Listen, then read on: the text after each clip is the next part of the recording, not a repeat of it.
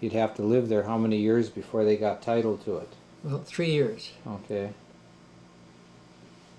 And they got it basically free for all that work and time they put into it. And okay. John Holmes, an Indian friendly to the white settlers, lived on the end of Long Lake. He played his violin for dancing and Just so a on. minute. That old kettle you know you got there? That iron kettle over here by the yeah. fireplace, yeah. That was John Holmes's. Is that right? Yeah. No, I thought He you used that for ricing. Okay. He'd put rice in there and they'd stir it, have a fire and they'd keep stirring it and stirring it. That's that little kettle. Huh. A peddler came by one day when John was away, and his wife sold his valuable Stradivarius violin You're for kidding. just a few dollars. Was it really a Stradivarius? Yes. Oh my gosh. Did they know at the time that it was valuable, or? No. But as the time went on, it was a Stradivarius. Now, how did he ever acquire that? Well, he played for dances and then I suppose he bought it. I don't know. Huh. Well, what do our friends now say about that? They can't make those violins anymore. They don't know just if it was in the wood or in the resin or what, but I mean, they're just invaluable now. Yeah. They'll be interested in reading that. The roads out in Webb Lake in the early days were something else. Nothing but logging roads and Indian trails. There wasn't a graded road between here and Spooner at that time. The first cars had a time making the hills with the hard rubber tires they put on cars then. Drivers would step on the gas to make the grade and often had to back down, gun the car again to get up the hill. Did you ever do that with a Model T, or Yeah. back up the hill? The Model T trucks, they had hard rubber tires on. They're about, 3 inches wide. Hard. They all ran on hard road and sand, they dig right down.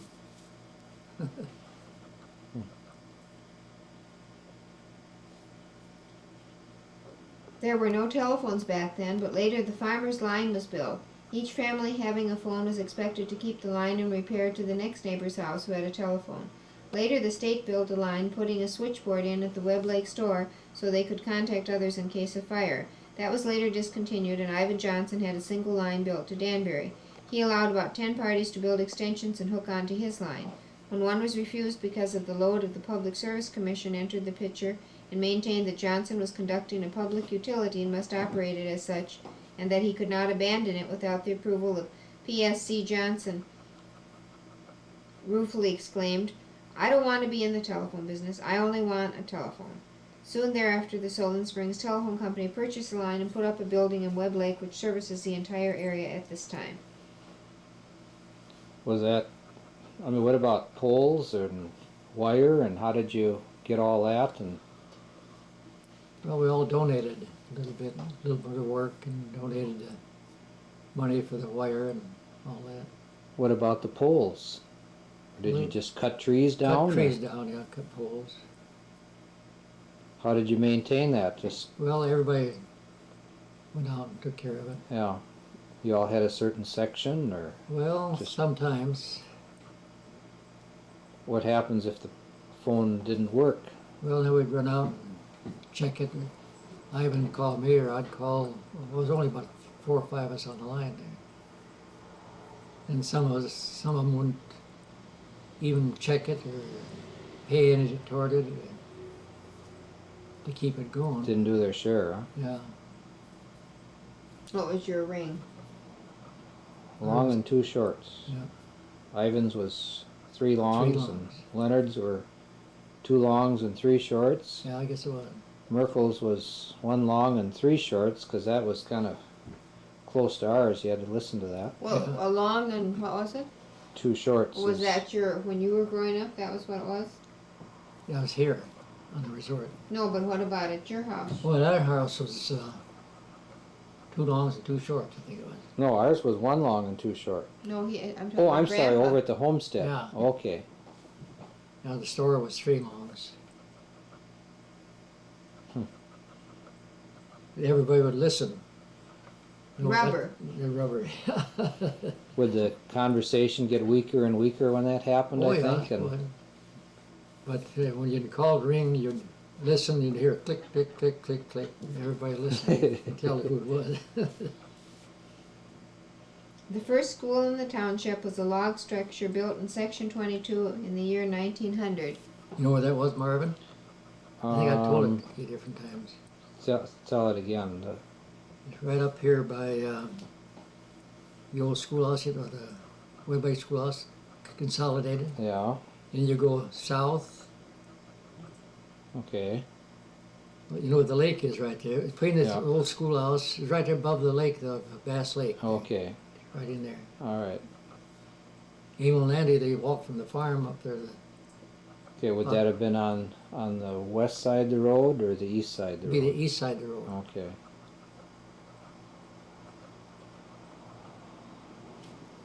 It was sold to Mr. Thatcher in 1903 and was torn down. 4 other schools were built, namely the Lost Lake School, the Deer Lake School, the Red Schoolhouse, and the Webb Lake School, and were used until 1923.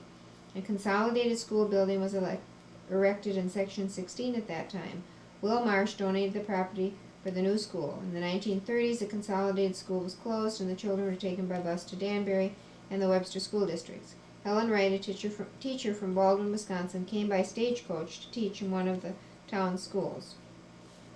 Those 4 schools, there was all the way from 10 to 25 kids for each school. And then the people started moving away. They couldn't make a living. Started moving out. There was only about 3 and 4 kids at each schoolhouse. So then they consolidated and built that schoolhouse out of Will Marsh's. And then there was only about, what is it, about 4 or 5 kids going to school there, wasn't it? Then they consolidated with Webster.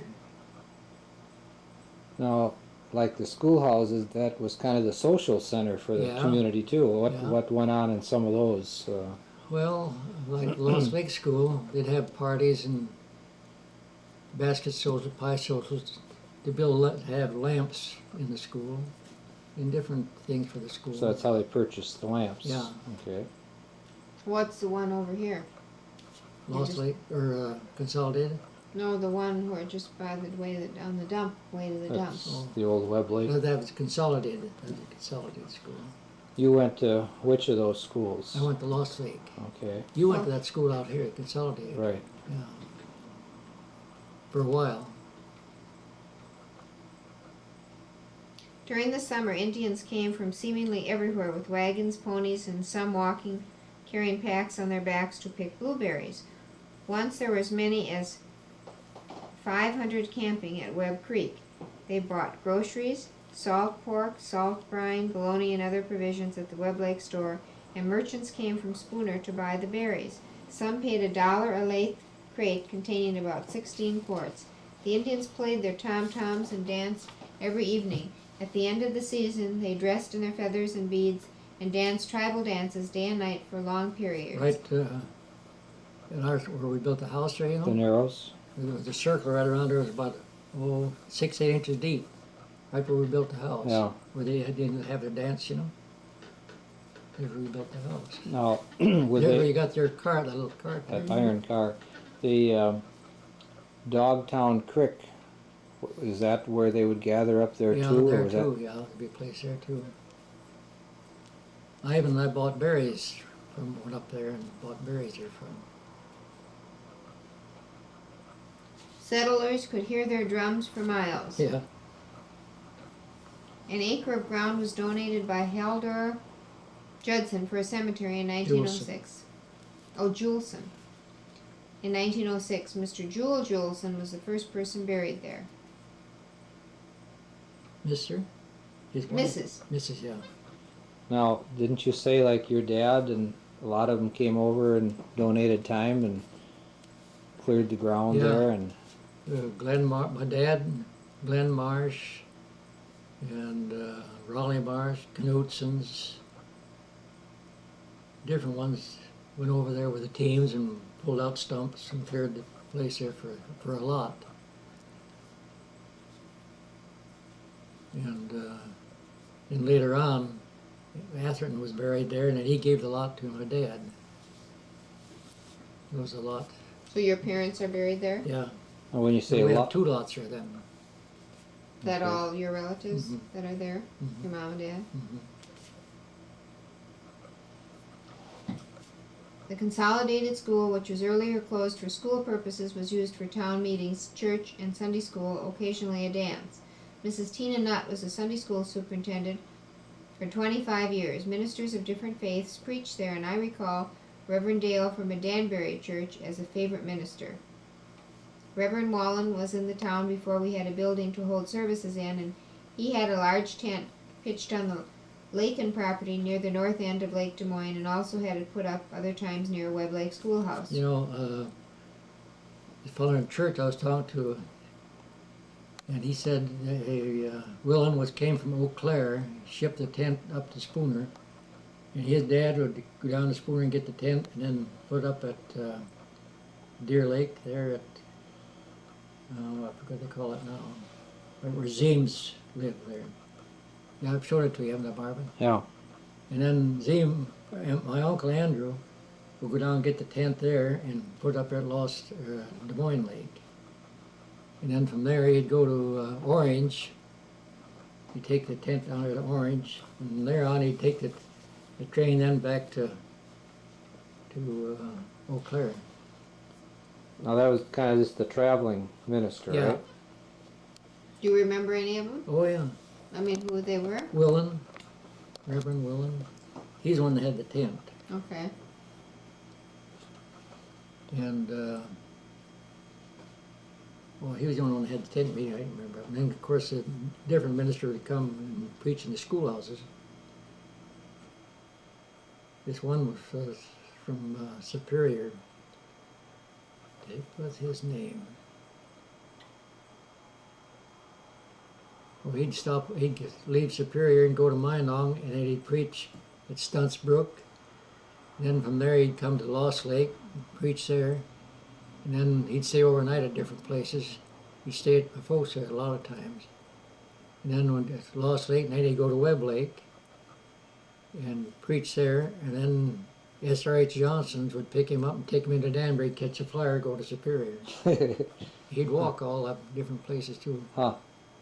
Now, how often would he do that? Oh, once a month practically, in the wintertime.